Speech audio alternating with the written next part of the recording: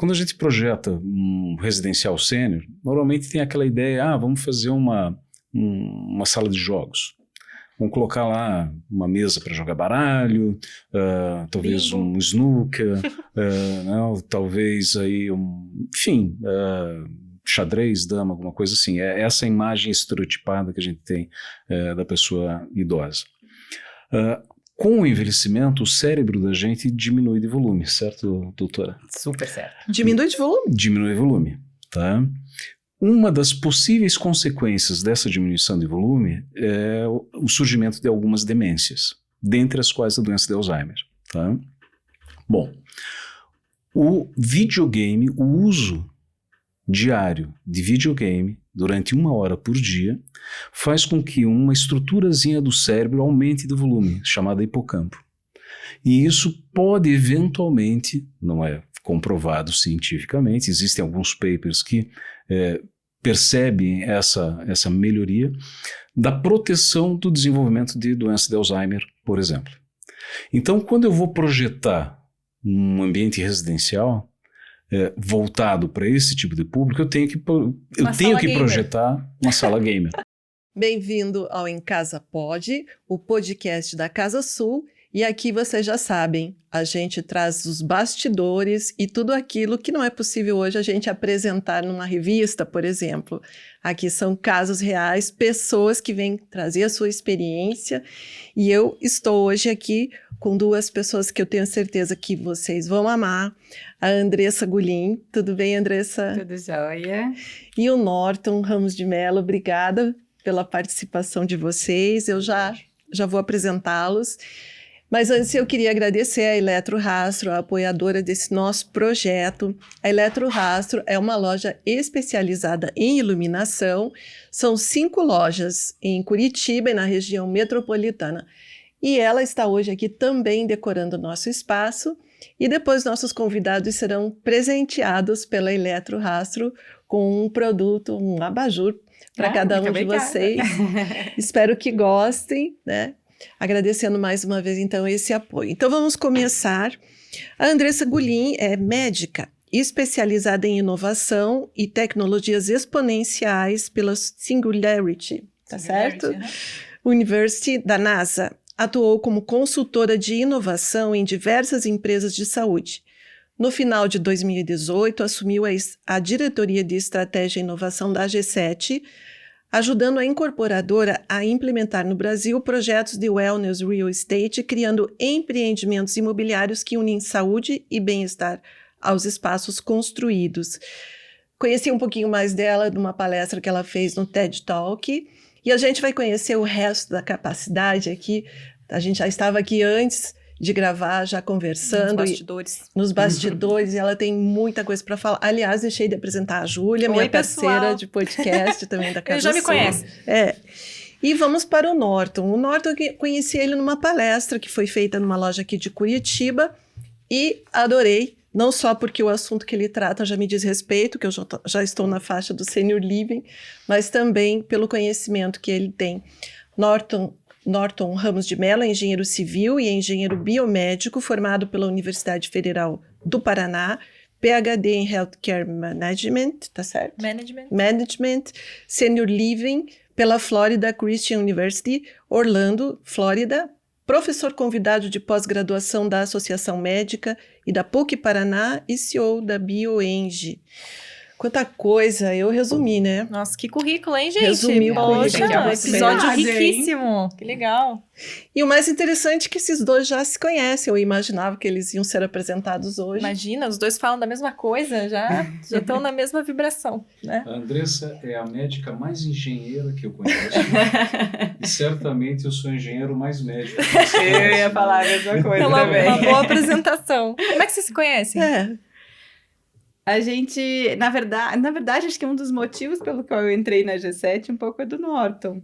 Porque eu estava desenvolvendo um projeto que era de um conceito de um espaço de saúde, e aí eu soube que existia esse engenheiro que era meio médico, e aí eu liguei pro Norton e falei, Norton, preciso de alguém para me ajudar a rascunhar aqui um projeto, e ele abraçou a minha ideia lá na época. E era um espaço grande que a gente tinha, que no final não acabou virando um espaço de saúde, acabou virando um escritório de uma empresa de tecnologia. Mas aí a gente se conheceu e trocamos várias figurinhas. A gente tava marcando para tomar um café, então vocês possibilitaram o nosso café aqui. Bom. Eu queria só, a minha curiosidade antes da gente entrar, né, nessas perguntas é como é que foi essa sua entrada na G7 em 2018, que você é médica, né? E a gente tá falando claro, de wellness e tudo, mas esse conceito, eu não sei se era trabalhado antes de você entrar, como é que era? E como é que você entrou? Como é que foi essa entrada na G7? Eu acho que eu tenho a minha trajetória médica é um pouquinho diferente, né? Acho que ela chama atenção por isso, mas eu brinco que eu era médica bem certinho, assim, fiz tudo, fiz residência e tal, mas eu sempre tive um pé dentro da parte de negócios, acho que por família, né? A gente tem uma família empreendedora, meu pai é incorporador, tem muitos anos de incorporação, e basicamente foi, quando eu fui fazer esse curso fora da Singularity, que era muita coisa sobre negócios novos, né, nessa revolução digital, novas tecnologias, novas formas de ver. Eu acabei trabalhando muito com desenvolvimento de negócios para a área de saúde. E aí, em 2018, meu pai estava saindo da operação, junto com meu irmão, que é o CEO da empresa, que é o Alfredo. Meu pai estava se desligando da parte operacional, indo mais para conselho. E a gente precisava dar um shift na empresa, porque o mercado imobiliário em si é um mercado super tradicional, né? E eu entrei meio para fazer uma consultoria de um final de semana, assim, sabe? Tipo, vamos olhar, vamos ver coisas um pouco diferentes para fazer. E acabei entrando, e é um mercado super legal também. E eu não foi algo proposital, mas eu fui descobrindo que muitas das coisas que eu estudava, e até algumas coisas que eu discutia muito com o Norton, eu dava aula de saúde pública na Universidade de Medicina ali da Positivo. Muita coisa, quando a gente fala sobre saúde, na verdade, é sobre um espaço que foi construído para incentivar um comportamento que vai gerar um hábito, que vai gerar um resultado de saúde positivo ou negativo.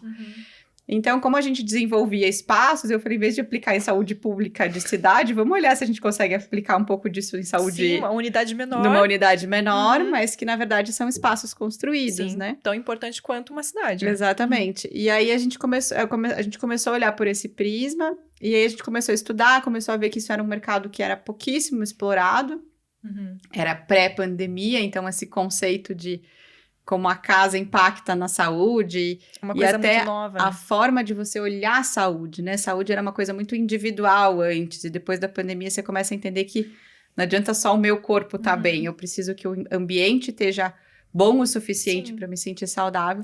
Você acha que isso marcou bastante essa consciência das pessoas, que a casa tem que ser um lugar saudável? Ah, eu não tenho dúvida. Porque a gente só falava de comer bem, fazer exercício, mas era difícil ouvir. Você tem que morar num espaço que tenha uma boa iluminação e tal. Alguns conceitos, eu acho que, não sei se eram tão trabalhados assim. E se isso começou a ser mais trabalhado depois que você entrou, assumiu, ele começou a trazer isso mais à tona? Eu acho que tem um ponto, assim. Isso. Eu vou falar, eu precisava justificar meu diploma, eu brinco, né? Mas eu acho que a boa arquitetura, né?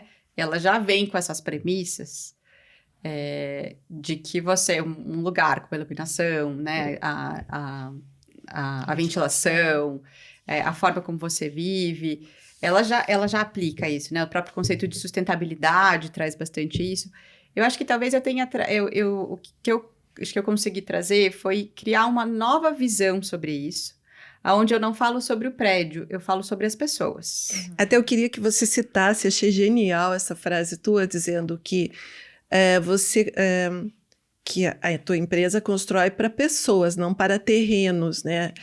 E eu achei isso fantástico, porque o que a gente vê é a metragem quadrada dividida na maior quantidade de unidades possível, onde a gente vê o panorama de uma cidade com aquilo que também eu fui pesquisar lá e ainda hoje se fala, né? Onde não entra o sol, entra o médico. Você vê nisso um dos pilares hoje de uma arquitetura saudável? É isso? Fundamental, né? E isso a gente aplica, inclusive, para design de hospitais, né? Boas UTIs não são fechadas, né? Pois mas é o que a gente vê, não é, Norton?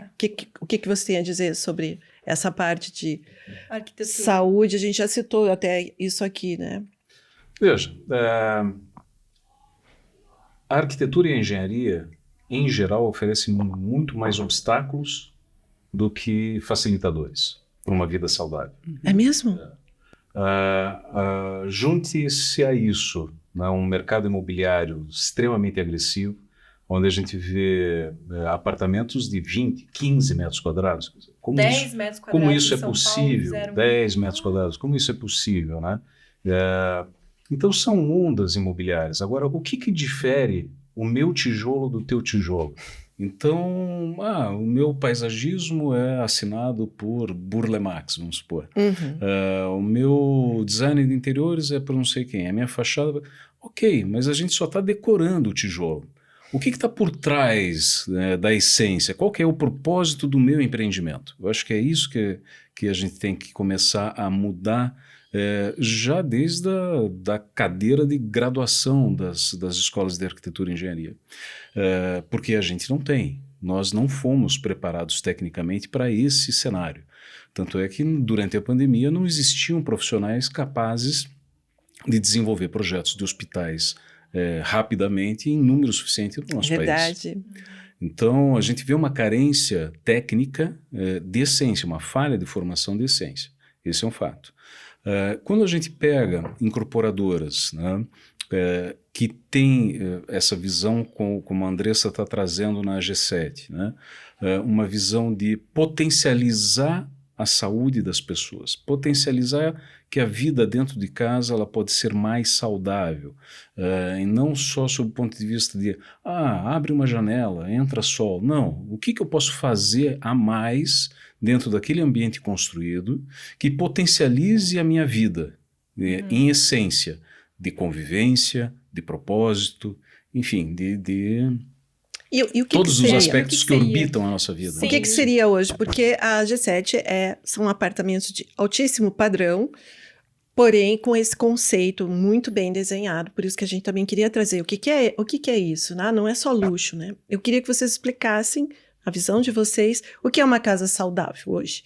Porque os pilares, como você disse, não são apenas coisas físicas, é o conceito, você falou a mesma coisa. Então, desde minha casa, minha vida, até uma casa normal, ou um apartamento de alto padrão, o que caracteriza uma moradia saudável? Quais seriam esses na visão de vocês? Quer começar? Não, Bom, eu acho assim, a primeira coisa é a premissa. Porque quando eu coloco que a premissa é um comportamento saudável, o que são hábitos saudáveis? Então, como é que eu desenvolvo um imóvel? Eu entendo são as pessoas que conversam com o meu público, né? Então, hoje a G7 ela tem um segmento muito específico que é um público de alto padrão, né? Eu não gosto de falar de alto padrão, mas é que tem um comportamento, um estilo de vida voltado para sofisticação, luxo. São pessoas que viajam muito, são pessoas que trabalham bastante, o tempo delas é o principal valor que elas têm. Família, a convivência com família é o principal fator. Então, quem são essas pessoas? A partir das pessoas, eu penso no como elas se comportam. O que elas fazem? Elas gostam de vir almoçar em casa? Elas fazem academia? Elas têm que trabalhar em casa de home office? Elas precisam uma dinâmica de escola? O quão importante é a segurança? O quão importante é o sono? O quão importante é a facilidade de ter verde em casa? O quanto ela valoriza? Então, eu parto do princípio do comportamento e dos hábitos que elas têm todos os dias. A partir disso, eu crio um raciocínio sobre o que eu preciso oferecer para essas pessoas, olhando, né, do ponto de vista social. Ela tem que interagir mais com a família dela? Então, é uma interação unigeracional? Eu só quero que ela interaja com jovens? Ou é um lugar onde eu preciso que tenha famílias? Eu preciso que tenha os avós, os filhos, os netos? O que eu preciso oferecer para que esse lugar seja o lugar onde ela vai, né? Não, é um público que trabalha muito com exclusividade. Então, como é que eu faço para esse prédio ter a área comum, mas ao mesmo tempo ser super privativo e não parecer que ele está cheio? Então, eu parto do princípio do que eu tenho de serviço, o que eu tenho de atividade dentro desse prédio, o que eu tenho de material que é o menos tóxico possível, como é que eu vou trabalhar com tinta que tem chumbo? se isso é super tóxico, ao longo do tempo eu posso ter um problema de fígado. Como que eu vou falar em saúde se o meu prédio tem áreas que podem fumar, por exemplo, né? Então, eu vou colocando todos esses elementos e depois eu transformo isso em espaço. Então tá. Então, por exemplo, meu público são altos executivos, né? São pessoas que têm uma carreira de trabalho muito forte. Existe um comportamento muito clássico dessas pessoas. Elas fazem atividade física de manhã. Se elas fazem atividade física de manhã, a minha academia não pode ser no subsolo do prédio. Então, o que a gente faz? A gente leva a academia lá em cima. Então, eu tenho uma academia 70 metros quadrados, 60 metros de altura, 100 metros de altura, com vista para o nascer do sol, porque elas malham de manhã. Elas fazem parte do 5 a.m. Club. Então, eu crio um conceito diferente. E do ponto de vista de planta de apartamento, é um pouco disso, assim. Desde, a gente pode olhar para o prisma de acessibilidade, por exemplo, né? Acessibilidade não é sobre sênior, uma questão de idosos ou cadeirantes. Acessibilidade é sobre carrinho de bebê. Então, se eu quero que os meus filhos e os meus netos vão lá, tem que ser fácil. É sobre mulher andar de salto alto, Sim, né? Então, assim, acessibilidade não é sobre um público que precisa de acesso. É sobre todo mundo poder usar o lugar. Então, quando você brifa a arquitetura a partir desse prisma, o desenvolvimento do projeto é completamente diferente, né? E aí, quando você entra lá dentro, eu não preciso te explicar, você sente.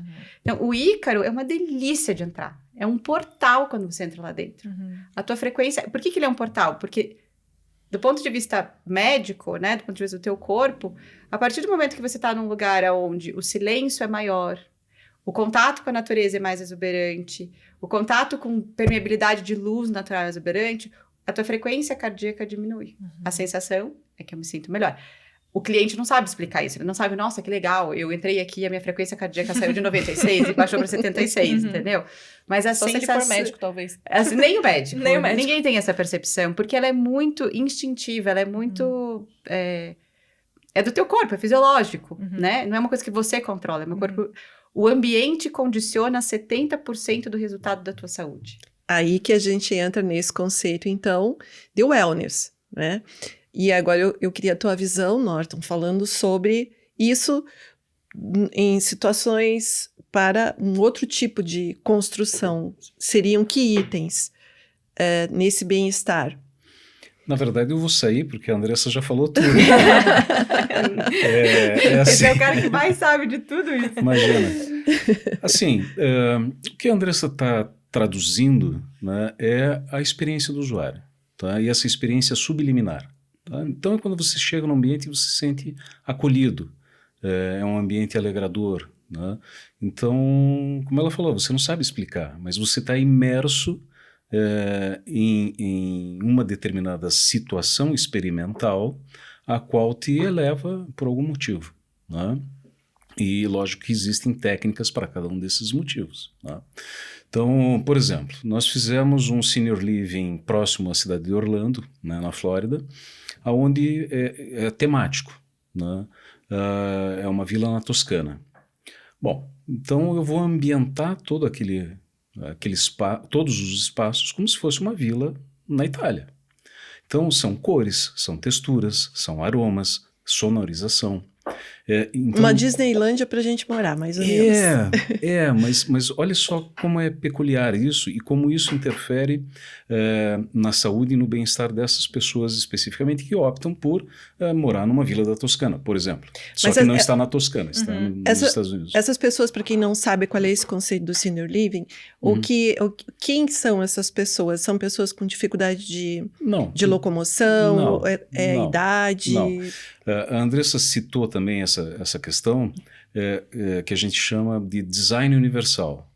A gente pensa em acessibilidade só do cadeirante, mas não, o design universal para a pessoa um pouco mais obesa, um pouco mais alta, um pouco mais baixa, com dificuldade de visão ou de audição. Quer dizer, o ambiente ele tem que ser bom para todos. Essa que é a grande verdade. Né? Então, a caracterização que a Andressa falou da persona, ela é fundamental. Vamos puxar de novo para o Senior Living, que é uma edificação voltada para pessoas 60 mais, ou nos Estados Unidos e na Europa, 65 mais. Então, voltando, em vez de eu ter um corredor monocromático, branco, tal, não, eu vou ter cores que me remetem à Toscana.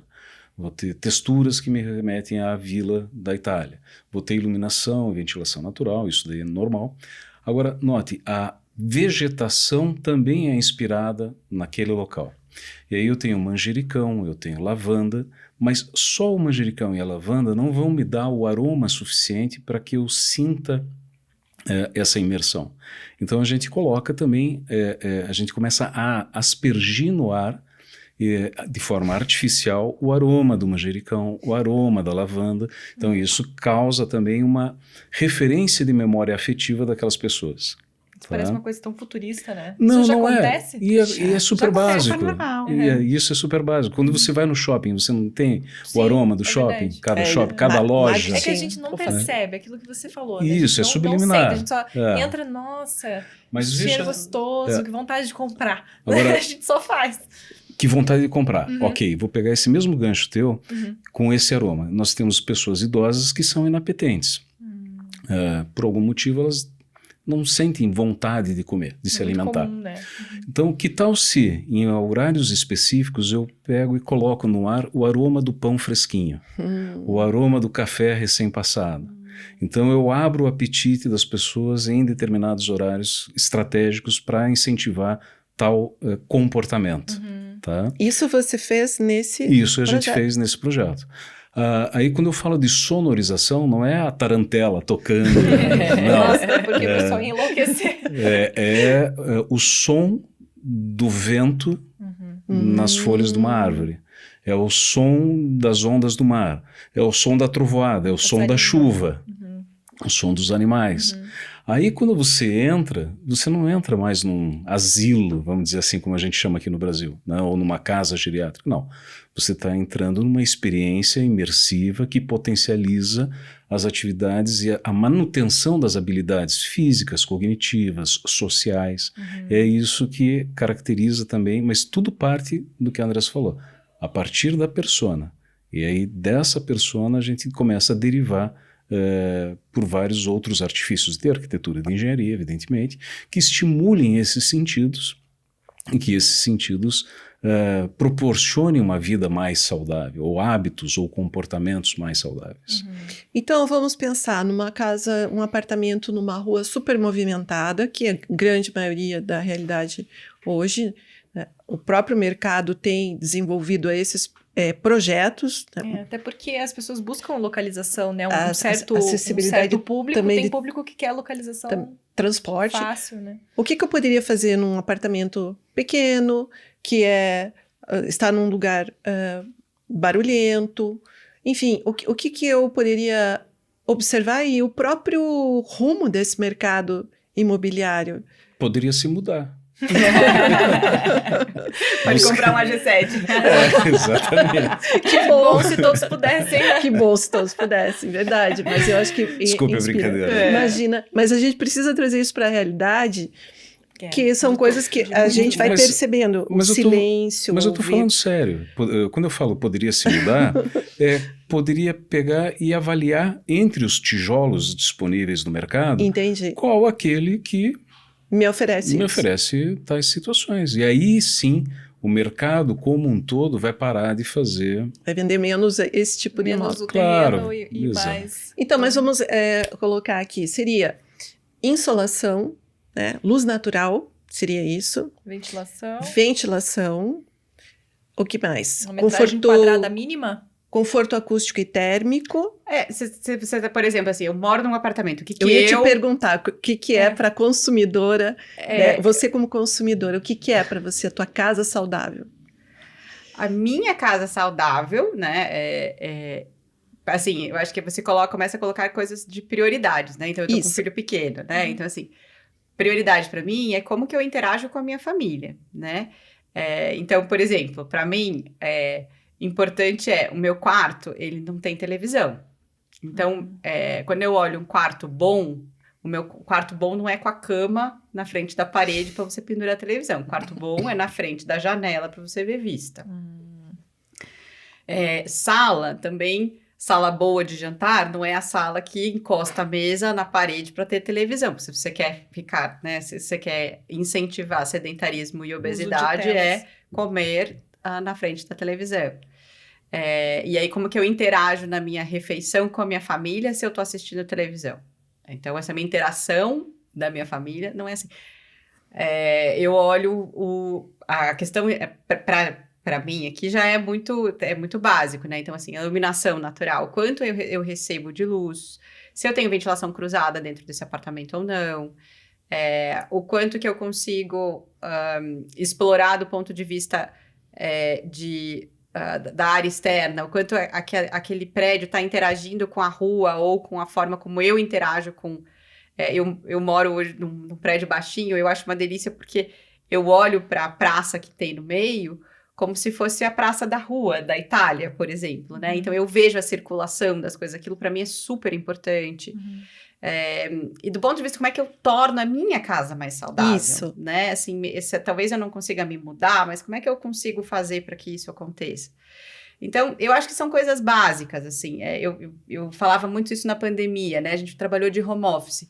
O home office eu acho um sarro, assim, os projetos de arquitetura, todos eles botam a mesa virada para a parede. Tipo, você vai passar o dia inteiro olhando para a parede. Bota na frente da janela. De acordo com o Feng Shui não é bom também, né? Não, Não, é bom pra terrível. foco. Foco. Para foco Então, diz que é bom, mas para criatividade, essas outras coisas, claro. É terrível, tá? Eu também acho terrível, né? Do ponto de vista de sono, né? Então, assim, quero dormir melhor... se você não consegue mexer na janela, porque efetivamente... Assim, acho que assim, quando o Norton fala se muda, é porque assim, se você se mudar, se ninguém comprar apartamento que tem isolamento acústico ruim... Isso. O mercado para de produzir, é simples assim.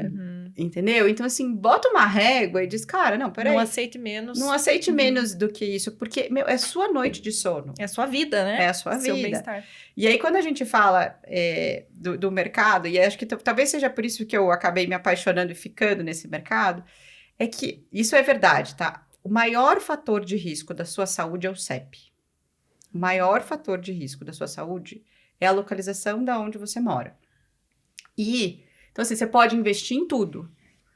Qualquer coisa, você pode investir na academia, você pode investir...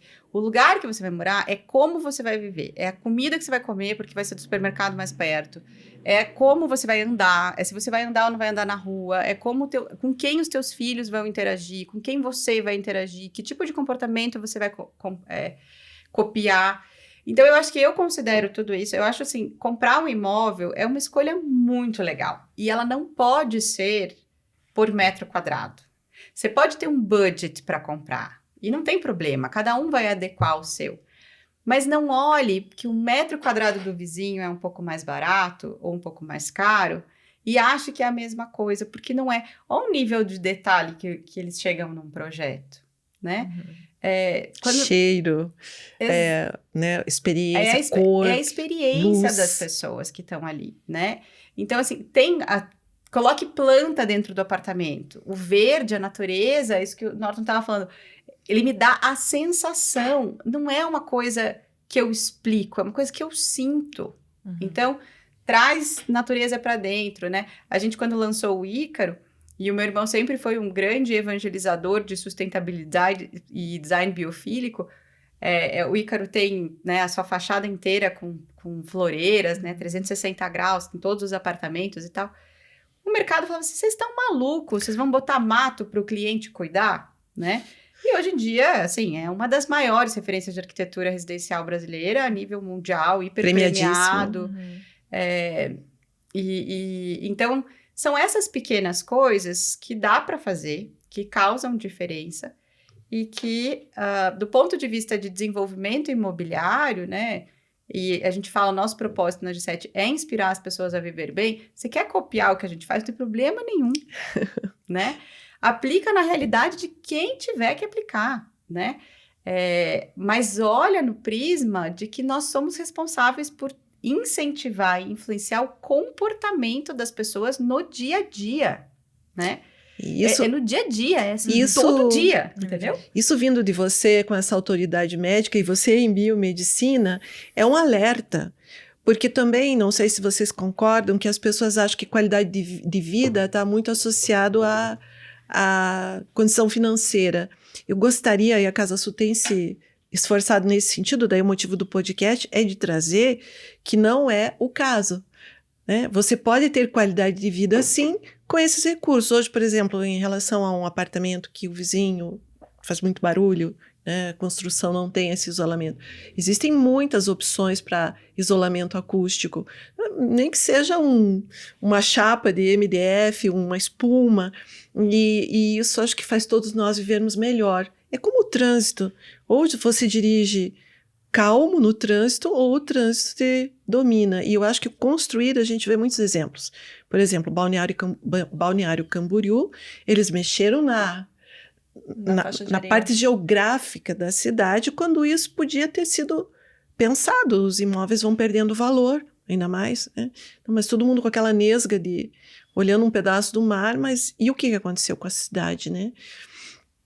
Mas eu gostaria de continuar, então, para você, o que é a tua casa saudável? Com certeza tem esses itens. Tem, claro, tem todos esses itens. É uma casa cujo piso não é escorregadio, mas que permite a marcha, né? Então ele não pode ser tão áspero que interrompa o caminhar, né?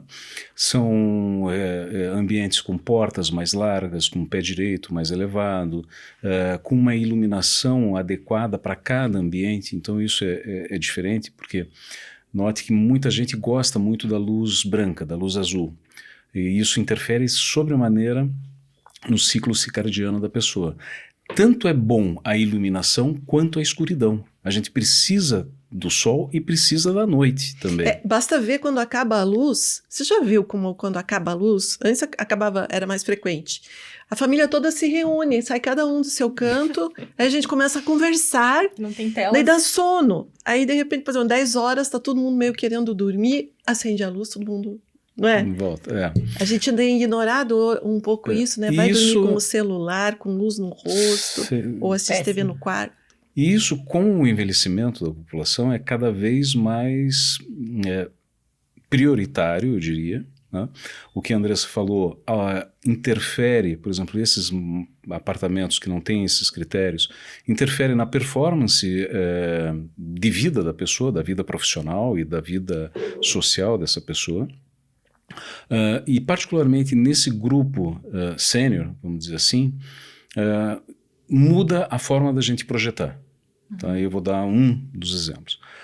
Quando a gente projeta um residencial sênior, normalmente tem aquela ideia, vamos fazer uma sala de jogos.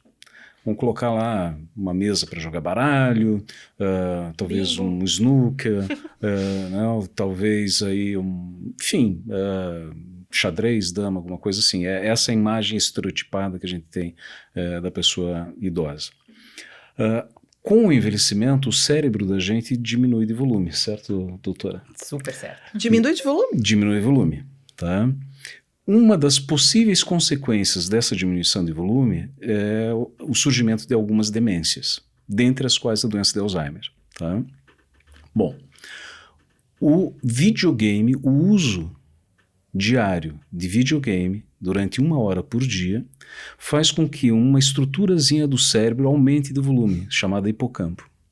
E isso pode eventualmente, não é comprovado cientificamente, existem alguns papers que percebem essa melhoria da proteção do desenvolvimento de doença de Alzheimer, por exemplo. Então, quando eu vou projetar um ambiente residencial voltado para esse tipo de público, eu tenho que projetar uma sala gamer. Que legal. Exatamente. Viu? Eu vivo falando. Eu quero aprender a jogar videogame. O dia que você quiser. Agora, sabendo disso, né, se eu não projeto, eu estou sequestrando a manutenção das habilidades físicas, cognitivas, sociais daquela pessoa. Então, veja como muda a forma de projetar. Agora, para isso, a gente precisa que os arquitetos e engenheiros estudem. Porque não é assim rápido que a gente vai... Porque, né, então, eu queria estudos. interromper um pouquinho. É uma pena, mas a Andressa tem um outro compromisso, ela vai ter que sair. O assunto aqui a gente poderia ficar muito tempo. Quero te agradecer, a gente já continua, tá? Vamos dar uma paradinha, então, tá? Agradeço muito mais uma vez a tua disponibilidade, né? Muito concorrido o teu tempo também, Imagina. do Norton também, mas a gente continua conversando com o Norton Eu só aqui. deixo porque é um motivo nobre. Senão... Ai, gente, eu tenho a primeira reunião da escolinha do meu filho. Isso é saúde, né? Não tem acho que compromisso. saúde é um É. pouco de escolhas. Então, vou Mas pedir eu que para... agradeço pela oportunidade de vir aqui conversar, de conhecer vocês, de poder compartilhar um pouquinho de experiências, né, e filosofias, de estar aqui com o Norton também. Eu também adoro a conversa, sinto muito de sair. Muito obrigada e desejo aqui um ótimo bate-papo. Vocês estão em ótimas mãos aqui. Mas muito obrigada pelo pouco, já que a gente também teve a oportunidade de conhecer, né? Muito bem-vindo isso. E você vai levar o nosso presente, então, da Eletrorastro, espero que goste. Ah, com certeza. E que esteja dentro também do conceito de saúde, de luz natural, com o que eles trabalham. Tá bom? Muito obrigada, gente. Obrigadão. Obrigada a todos e a gente está à disposição sempre. Se quiserem fazer mais um bate-papo aqui, a gente Com certeza certeza, faz. daí não com o horáriozinho do neném, né? Isso é saúde, né? Família Cuidar em primeiro da lugar. família. Exato. Tchau, tchau, gente. Obrigada. Então, a gente está continuando aqui com o Norton, falando sobre essa forma de projetar. Vamos continuar, então, nosso bate-papo. Então, essa questão do bem-estar, eu acredito que em várias situações de mercado já têm se mostrado vantajosas para quem aplica um pouco dessas técnicas, né? Então, como você tinha citado anteriormente, da vontade de entrar na loja e comprar. Né? Por quê? Por causa da iluminação, por causa da sonorização, por causa, enfim, do aroma, que vai te remeter a uma determinada sensação, quer dizer, uma experiência, uma imersão. Então a gente já não fala mais de explorar a atitude do consumidor sob o ponto de vista unicamente eu quero vender tal coisa para você. Mas eu quero que você tenha uma experiência bacana no meu espaço, no meu ambiente. Né? Eu recentemente nos Estados Unidos fui visitar um hotel que tinha 2 pavimentos chamados Wellness. Uau! O que eles oferecem? Os quartos eles custavam em média entre 20% a 30% mais caros do que os quartos normais. Né? Então, quando você chega... Em que cidade, Norton? Em Orlando. Orlando. Aí você vai para o pavimento Wellness, né, e você nota que é um outro cenário. Não é um cenário de hotel. É um outro cenário. Então é preparado para uma experiência diferente. Um cenário de spa, assim, não sei. Não, Quando eu penso em wellness, é um isso que me vem cenário na onde cabeça. as cores do corredor são diferentes, os materiais de acabamento são diferentes, não necessariamente mais caros ou mais luxuosos, mas diferentes, que te remetem a uma sensação de bem-estar. Tá? Em termos de iluminação, de cores, de materiais de acabamento, como eu falei. Aí você entra no apartamento. O apartamento ele é equipado com o Google Home ou com a Alexa, já com cenários luminosos, luminotécnicos, voltados para o relaxamento. Então você tem lá alguns comandos chaves que vão trocando de cenários, tá? Com a música para cada cenário, com a sonorização para cada cenário. Aí você vai no banheiro e uma das características ali é que você tem uma ducha com vitamina C. Nossa. Tá? Então, que diz que é... Como assim? Eu até brinco, é um tubo de Cebion Que a água passa ali. colocado na ducha. A água passa Eu pensei nisso. Mas é mais ou menos isso. Eu já vi mais ou menos ozônio, mas vitamina C é a primeira vez. Então, de vitamina C. E diz que isso é revigorante, que enfim, faz bem. O que acontece? Esse hotel ele fica do lado de um centro de treinamento da USTA, que é a Associação de Tênis Norte-Americana. São 100 quadras de tênis, os principais torneios dos Estados Unidos também são feitos nesse local. Os primeiros apartamentos que esgotam são os apartamentos wellness. Para esse público do tênis. Do tênis ou, enfim, são sempre os primeiros, mas especificamente nessa época estava tendo um torneio e não tinha, eu queria me hospedar até nesse apartamento e não tinha vaga, não era possível, porque eles têm que ser reservados com muita antecedência. Nossa. Mesmo custando 20% a 30% a mais. Então, se vamos lá, um apartamento normal custa $150 a diária, e esse custaria $180 a diária, ou $190 a diária. Por quê? Por conta desse mindfulness, por conta desse wellness, por conta desse cenário todo. Então as pessoas estão valorizando isso, estão buscando isso. Essa experiência e não se importam de pagar mais pela saúde. Não. Você tem um propósito. Né? De novo, o que faz o meu tijolo ser diferente do teu? Se não é o propósito. O que faz a Andressa provocar essa reação mercadológica com os produtos imobiliários dos empreendimentos da incorporadora? Né? É uma provocação. É uma provocação. Será que a primeira coisa que o incorporador falaria é: não, vou gastar mais dinheiro com isso. Ninguém vai pagar mais por conta disso. Dentro de uma mentalidade tradicional, continua sendo assim. Né? Continua sendo assim. Eu tive uma reunião com o Dr. Shao Wen. O Dr. Shao, ele é o presidente da Associação Brasileira de Telemedicina e Telesaúde. Eu faço parte dessa associação também. E a gente estava discutindo com uma incorporadora de São Paulo a possibilidade de fazer um reforço na laje, né? Pouca coisa, para a colocação de um trilho, né, que levasse do quarto até o banheiro da suíte, porque assim facilitaria levantar uma pessoa obesa, idosa, da cama até o banheiro. Então, para não ter vícios de trabalho, né, dos cuidadores, por exemplo. O né? cuidador fica doente, né? Normalmente a pessoa da família acaba ficando mais doente do que o próprio Seja o doente. Cuidador formal ou familiar. O cuidador familiar. Né? Então, a gente estava tentando convencer a pessoa de, não, eu como engenheiro, mas escute, você vai gastar centavos a mais do concreto, da laje, para fazer isso daí, para possibilitar colocar um trilho e levantar uma pessoa. Não vou fazer isso. Quer dizer, ninguém vai pagar esses centavos ou esses reais a mais. Não. Daí o camarada começa a fazer a conta. Não, porque se eu gasto R$5 por apartamento ou por metro quadrado, são 20 mil metros quadrados, são 100 mil reais a mais no meu custo da obra e tal, isso eu vou tirar do meu lucro, eu não vou fazer.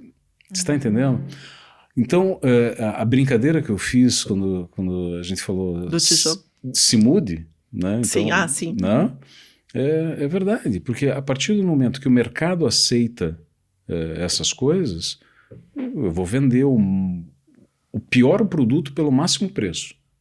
Essa que é a grande verdade. Né? Você acha que com o envelhecimento da população, esse conceito vai mudar? Porque se eu sou uma incorporadora, uma construtora, eu não posso negar esses dados concretos do envelhecimento da população. Então não adianta só você fazer mais do mesmo. Um cenário. Não, e até porque acho que o público, não independente de idade, na verdade, mas hoje, com tanta informação que nós temos, está se transformando num público muito mais exigente, né? E eu acho que realmente... que vai envelhecer. Isso, então com mais experiência, você também...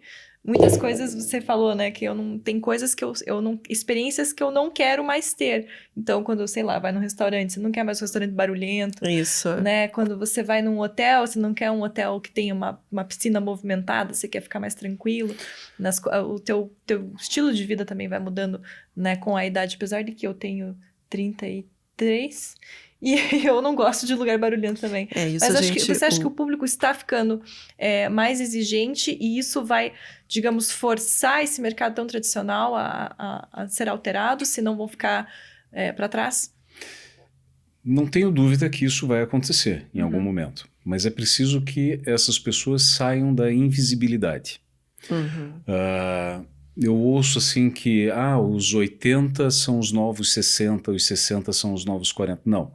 Os 60 são os novos 60, os 70 são os novos 70, e os 80 são os novos 80, e os 100 são os novos 100.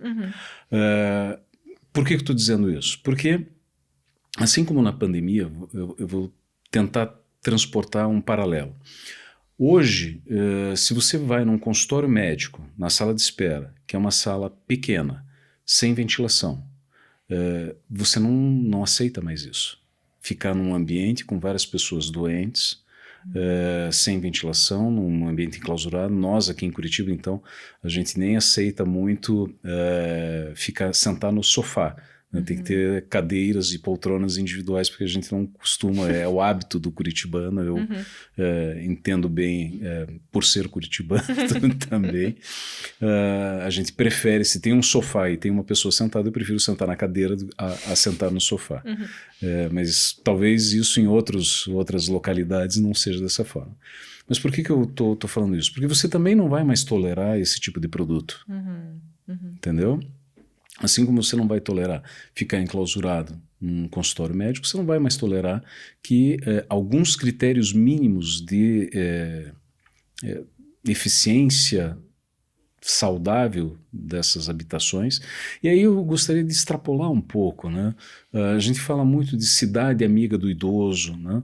Mas, na verdade, tudo tem que ser amigo de todos, né? Então, a residência, é o apartamento amigo do idoso, é o supermercado amigo do idoso, é o colégio, a universidade, é onde for, né?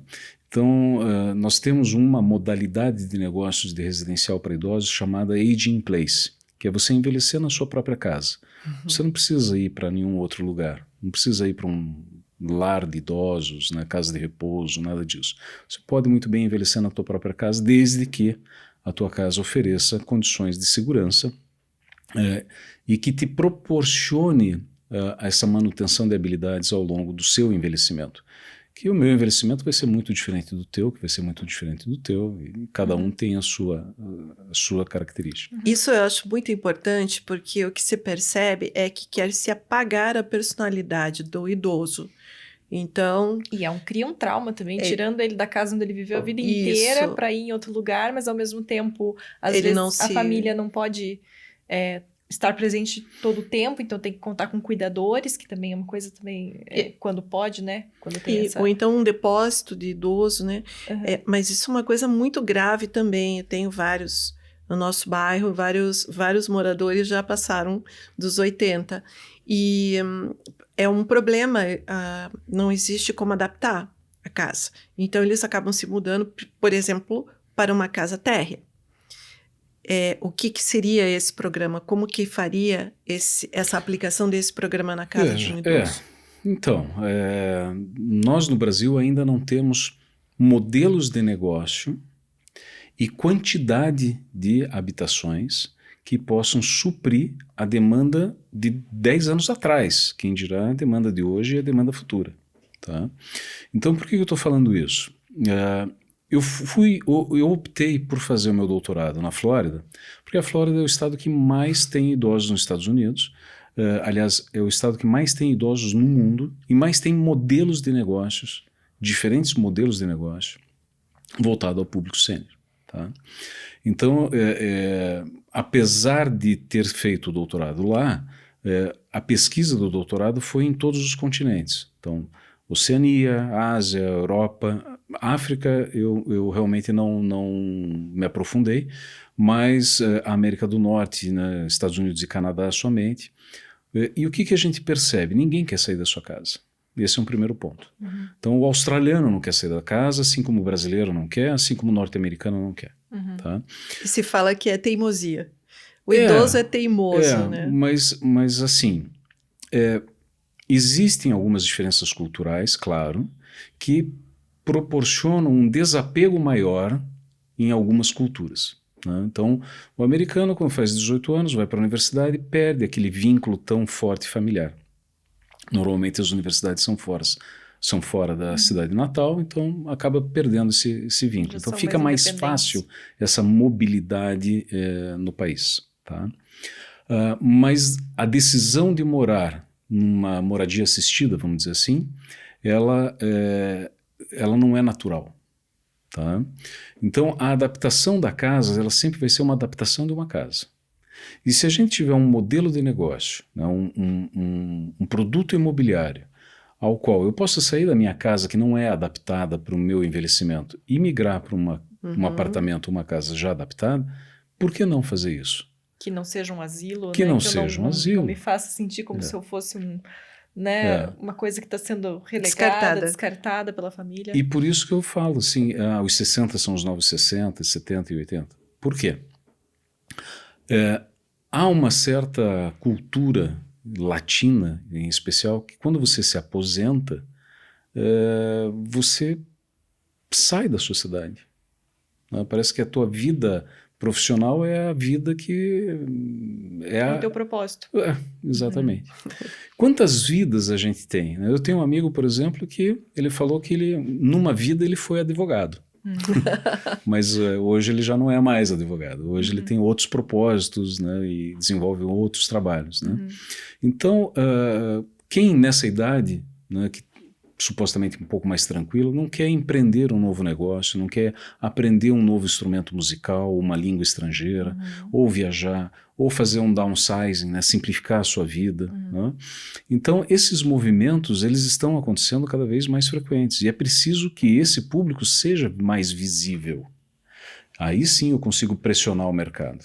Você acha que não é um público visível ainda? Eu acho que a gente está engatinhando. Está começando.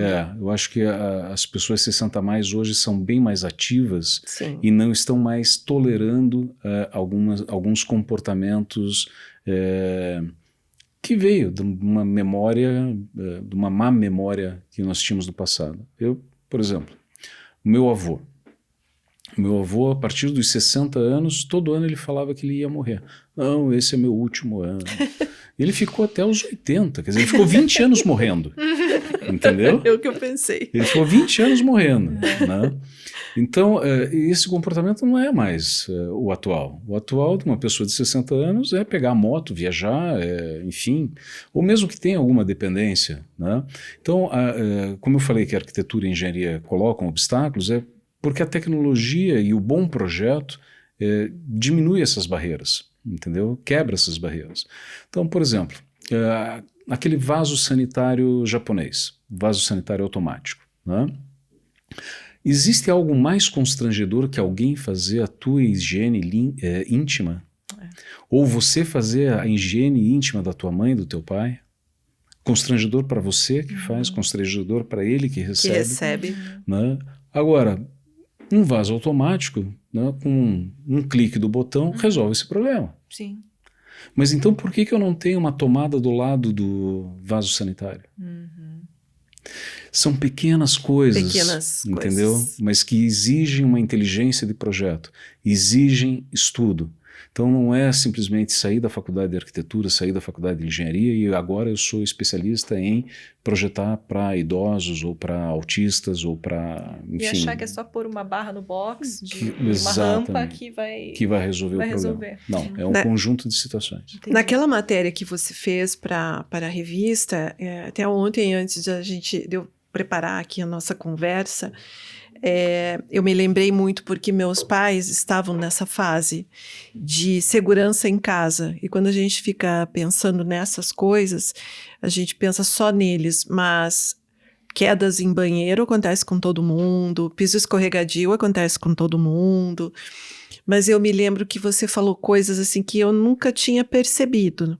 Então eu queria relembrar, né?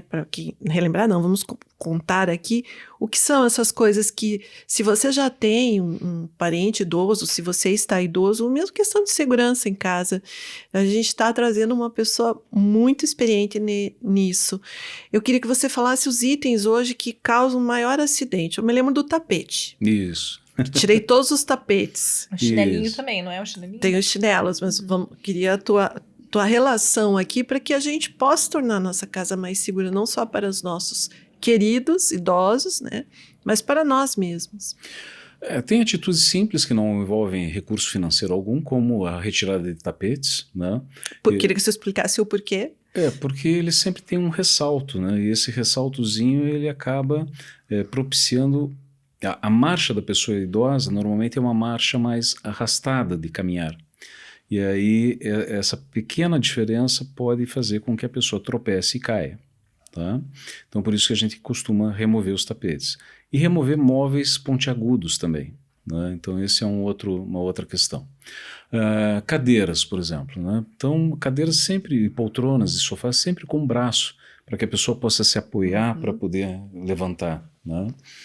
Então isso é o fator mobiliário também é importante. Nós temos instalado, por exemplo, motores em armários para que a pessoa não... Minha mãe tinha essa mania de pegar um banquinho, subir no banquinho para pegar as coisas, né? Então, nunca caiu, por sorte. Mas poderia ter caído e poderia ter tido uma lesão grave, né? Então, coloca o motor no armário, aperta o botão, o armário desce até a pessoa pega o que ela precisa pegar, aperta o botão, sobe de novo. Então, Isso pode ser adaptado em qualquer armário. Isso pode ser adaptado. Sensor de presença, não no alto do quarto, mas próximo ao rodapé, com uma luz, tá, de vigília que me leve até o banheiro ou até a saída do quarto, né? Porque a maior prevalência de quedas não é na ida até o banheiro, mas sim na volta. Por quê? Quando você acorda no meio da noite, o teu olho já está adaptado àquela escuridão. Então você vai, Verdade. certo? Aí você vai no aí banheiro e você- acende a luz. Você vai no banheiro acender a luz. E aí há um ofuscamento quando você apaga a luz e tenta voltar, né? Então, quando você tem esse sensor de presença junto ao rodapé, e quando você tem essa luz de vigília na cor âmbar ou vermelho, tá? Porque é o que menos agride, tá? Não numa cor azul, por exemplo, que é bastante agressiva daí, você não incomoda o teu parceiro, certo? Com um acender de luz, né? E você tem esse encaminhamento bem caracterizado, né? Então você vai até o banheiro, apagou a luz do banheiro, mesmo com ofuscamento, você consegue enxergar e volta para a cama, ou enfim, para outro cômodo qualquer. Então, e assim vai, né? Então assim a gente vai trabalhando todas essas questões. A automação, por exemplo, da casa é uma questão muito importante. E essas automações, não adianta colocar Alexa, Google Home e tudo mais, porque meu pai, meu avô, enfim, não vai saber utilizar. Comando de voz, não tem mais controle remoto. Eu vi né? uns vídeos de umas senhoras falando com a Alexa, assim, adorando, porque depois que eles até se adaptam ao discurso do idoso, né? E se, por exemplo, às vezes ela fala, toca a música, sei lá, um forrozinho, não sei o quê. E ela entende, sabe? A inteligência artificial tá ficando cada vez mais inteligente, né? Então, agora, imagine, vamos um pouquinho mais além.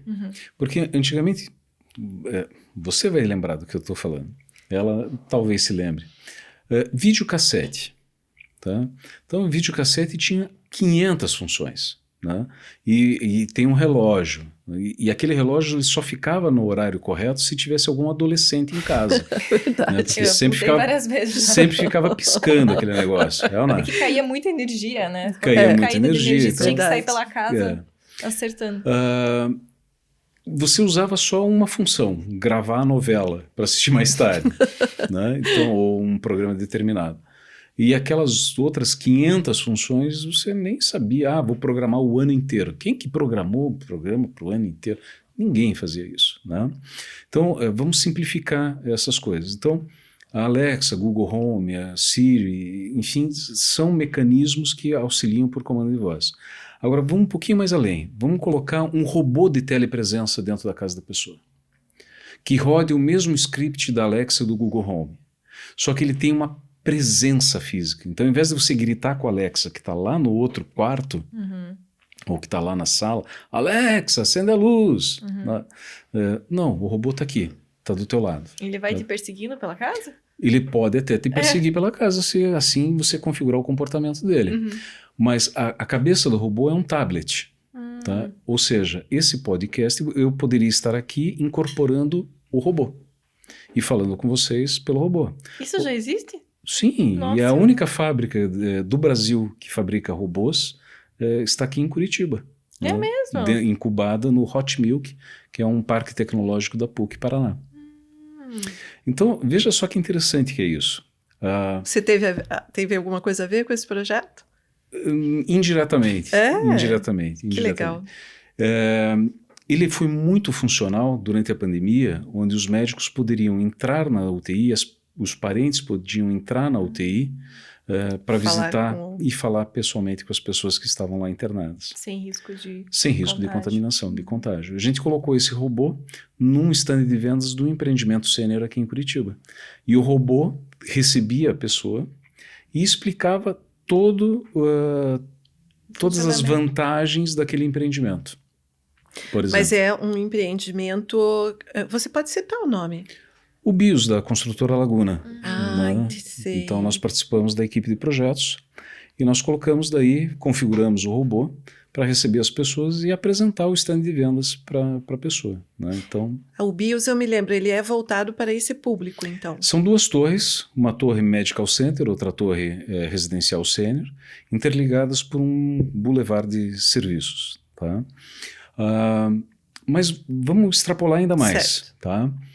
Se eu falo que eu Mas consigo... eu quero te interromper. Ah, Esse robô está à venda? sim, sim. Eu posso ter na minha casa. Pode. E o pode. valor, você sabe? Em torno de 70 mil reais hoje. 70 mil É, reais. já configurado com comportamento, com sistema de manutenção. Né, Qual é a assistência. empresa? A Human Robotics. Tá? E onde que é vendido? Na própria empresa, Na Human. na indústria que fica Legal. no Hot Milk da PUC. Vamos trazer um desses aqui para uma entrevista? Não, é muito Não bacana. é? Você Com vai ficar, inteligência Sim, que legal. O que acontece? Se eu estou falando para você que eu consigo fazer uma teleconferência, eu consigo fazer uma teleconsulta. Uhum. Sim. Eu consigo perguntar para o robô a receita de um bolo. E ele vai me dando passo a passo, mostrando o vídeo de como se faz o bolo. Uhum. Ele pode declamar uma poesia, se você quiser. Ele faz tudo que a É Siri um acompanhante. é um acompanhante. Ele consegue detectar a queda da pessoa idosa dentro de casa. Hoje Ele- alguns smartwatches têm isso também, né? Ele se comunica com o smartwatch. Se eu falar para o robô e faço a automação da casa, abra a cortina, acenda a luz, ligue a televisão no Netflix, programa tal, episódio tal, aumente o volume, diminua o volume, então ligue o ar-condicionado, desligue. Então eu consigo fazer toda a automação da casa a partir do próprio robô. Mas, vamos supor que o teu pai, ou tua mãe, ou teu avô, enfim, mora numa outra cidade e o robô está lá nessa outra cidade. Você pode almoçar junto com os teus pais através do robô. Claro, presencialmente você vai estar ali na tua casa almoçando e os teus pais, os teus avós vão estar lá, enfim, milhares de quilômetros de distância, almoçando, compartilhando Fantástico. desse ambiente. Claro que o robô não vai substituir cuidador, não vai substituir nada disso, mas é uma tecnologia agregadora. Não, e o idoso, ele fica muito irritado quando ele perde a privacidade dele. Porque tendo alguém o dia inteiro ali, um estranho, é uma questão de sorte encontrar E autonomia. Não é questão de bom profissional, é daquela pessoa ser aceita por Sim, ele. viveu a vida inteira fazendo Gosta as do suas seu coisas, na sua silêncio. rotina, e de repente, quando você insere uma pessoa, tudo muda, né? Sendo idoso ou não. Então, Imagine hoje você, na tua idade, tendo alguém lá morando junto. morando com você. 24 horas por dia. Não Então- uma, 4. Se revezam, né? É verdade. E aí tem todas as questões. Será que está levando vantagem nas compras do mercado, da farmácia? Será que está roubando? Sim, Será tá que é sério? Será que está maltratando, às vezes. maltratando? maltratando. Puxa, Então isso é tem- preocupante mesmo. Tem toda uma situação familiar também, que eu cito isso no meu livro também, né? Eu queria que você falasse do teu livro e depois eu quero também citar os hospitais, os espaços de saúde, porque hoje eu imagino que são espaços de doença. Infelizmente, com a minha experiência com meu pai, minha mãe, minha sogra, que estiveram por longos períodos em UTI, eu não consigo entender como é que um espaço daqueles pode ser considerado um espaço de saúde, mesmo sendo ótimos hospitais aqui, né? Referência. Eu queria também trazer esse olhar. Por que uma UTI que fica 24 horas a luz acesa, uma televisão na frente, né? Mas eu vou falar um pouquinho do teu livro, então. Eu escrevi 8 livros. Sim. Né, sobre saúde, bem-estar e sobre projetos, né? Esse especificamente é o Senior Living, né, que é conceito, mercado global e empreendimentos de sucesso. Também traduzido para o inglês, né? Você tem a versão Na verdade, em inglês? ele é traduzido para o português, né? Ele foi lançado em inglês e foi traduzido para o português. Ele trata de todos esses aspectos de moradia para pessoas idosas, elementos de tomada de decisão. Quem que toma a decisão? É o idoso? Ou é o filho do idoso? É o cônjuge? É o médico? Quem que toma essa decisão? Né? quem toma essa decisão toma de uma forma legítima ou toma por conforto, né? E tem vários outros aspectos, estudos globais que a gente fez de tamanho, caracterização da persona. Que legal. Tá Então, vendo aonde? só na Amazon, Só na exclusividade da Amazon. A gente vai deixar aqui, né, no link aqui para vocês, no texto, para vocês conhecerem, entender, se aprofundar, porque nosso tempo aqui é curto. Norton, Claro. eu queria conversar muito mais tempo com você. Mas gostaria de falar mais alguma coisa do livro, para daí a gente partir para a área da saúde? É isso. É isso. É o primeiro livro, primeiro e único até o momento, a falar sobre o tema em português. Né? Então, Que legal. a gente não encontra isso na literatura. Né? O que eu acho mais fantástico é que esse podcast também traz, a gente tem buscado trazer essas coisas que são tão relevantes, mas de pessoas que são daqui, né? De Curitiba. Isso tudo parece que é meio escondidinho, não é? Então é muita alegria da gente estar aqui também e com esse apoio da Eletrorastro, né? Podendo trazer tanto conteúdo maravilhoso. Não, privilégio meu de estar aqui. Agora, os espaços de saúde. Então, hoje, o que seria uma UTI que a pessoa sai curada? Então, a gente, durante muitas décadas, nós especialistas na área de projetos arquitetônicos de saúde, debatíamos muito sobre as questões de humanização. Tá? O que seria uma humanização de uma UTI ou de um hospital ou de uma clínica? Né? É a cor. E para quem é essa humanização? É para o paciente? É para os colaboradores? Para a equipe médica? Para quem é essa humanização? Então, no começo desses estudos era tudo muito focado no paciente. Mas o paciente ele fica 3 dias na instituição e vai embora. Salvo casos muito crônicos, né, e que acabam, ou UTI, enfim, dependendo da patologia, acaba ficando mais tempo. Mas ele fica 3, 4 dias e vai embora. E a equipe de enfermagem, né, e os médicos, né, e, enfim, os fornecedores e todo mundo que trabalha dentro do hospital. Então a gente começou a perceber que o hospital realmente era um ambiente até então concebido para apagar um determinado incêndio, que é a falta de saúde de uma determinada pessoa por alguma patologia. Com essa vinda dessa nova... Nós, pelo menos na BioEng, trabalhamos com um outro viés, que não é só exclusivamente do projeto arquitetônico, mas sim da bioengenharia aplicada ao projeto arquitetônico. E aí a gente começa a mudar algumas coisas, a gente começa a incrementar elementos de performance e de desfecho para a área médica. Não adianta eu ter um ambiente bonito e que mata pessoas. Então, um ambiente super humanizado, super bacana e tudo mais, mas que o desfecho é horrível, é medíocre. Então, a gente tem que ter um ambiente que sim, seja, primeiro de tudo, legalmente habilitado, né, de acordo com a legislação e as normas, que ele seja o mais atraente possível, o mais bonito possível, o mais humanizado possível, mas que ele crie também uma experiência positiva para aquelas pessoas. Nós criamos aqui no Hospital Ipo, por exemplo, a primeira brinquedoteca multissensorial da América Latina. Que legal.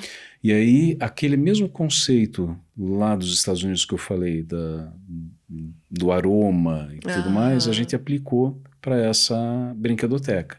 O tema é selva, então quando a criança entra, sente o cheiro da selva, né, sente o aroma da selva, ouve os animais da selva, ouve o vento, ouve a trovoada, ouve a chuva, enfim, ela é multissensorial porque trabalha a visão, o olfato, a audição, enfim, vários sentidos. Para os internos, para as crianças para as que estão crianças que internadas. vão fazer uma cirurgia de otorrino, por exemplo, Entendi. de amígdala, por Para exemplo. acalmar, Né? deixar ali num Para ambiente ver mais uma lúdico. experiência boa. Uau, eu não estou no hospital, o que é isso aqui?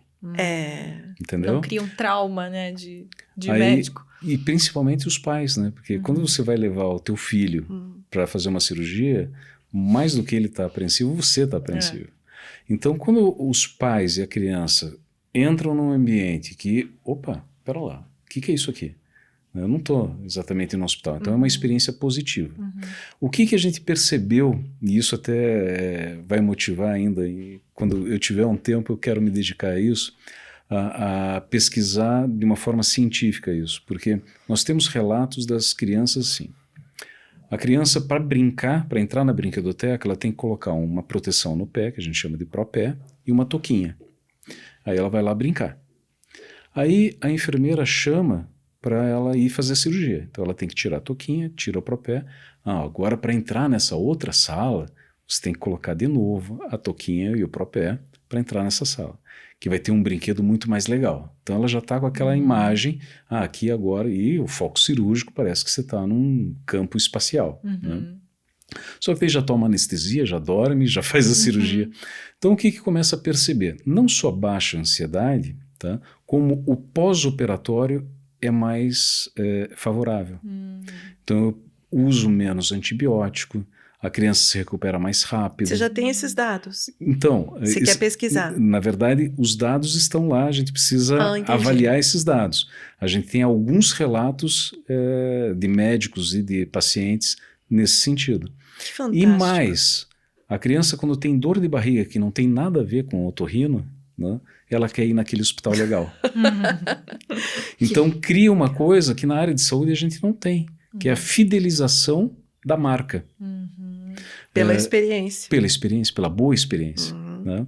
Porque, afinal de contas, quando você vai para o hospital, tirando maternidade, você sempre está apreensivo. Alguma coisa, cheiro do hospital, quando você chega. E a luz azul. Cheiro, temperatura. Para quem já teve experiências. Tudo, a luz azul, Norton. Não conheço um hospital em Curitiba que você entre e não tenha uma luz amarela. Quente. Às vezes até fazer exame de rotina já dá um nervoso. Você entra saudável no hospital com uma rosadinho, daí quando você se olha, então, você tá azul. Então, a gente quer pesquisar justamente isso. Bacana. Né? Então, o quanto isso melhora. E veja, essa questão de fidelização é engraçada, né? Porque você não quer ficar doente de novo. Então, você não quer ir para aquele hospital de novo. Né? Mas existe essa conotação de que, opa, se eu precisar, ou se alguém do meu círculo de amizades precisar, eu vou indicar aquele lugar, porque aquele lugar é diferente. Né?